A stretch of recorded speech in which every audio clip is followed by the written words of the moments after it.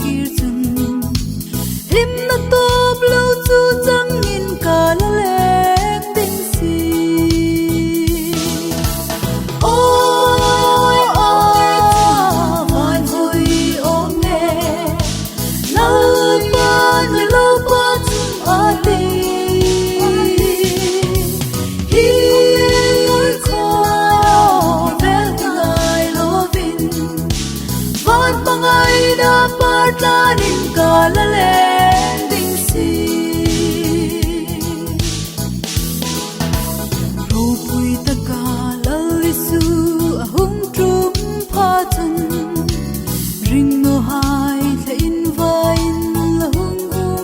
an ta chu huna ring tu hai shing na chu sin tharin mu anga tha vungin an la leng ding si oi oi mai vui ôm nè lời ba người lâu qua chung a ti hi ơi khoa vel ngai lo vin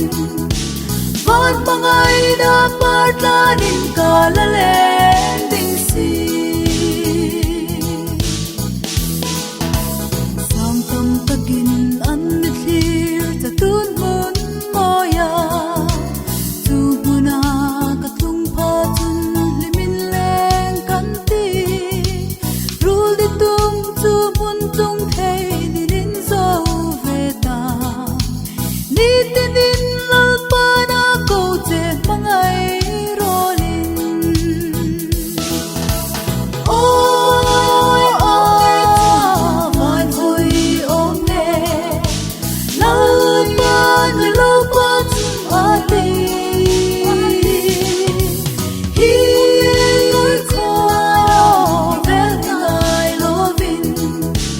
van bangai da partlanin ka la leng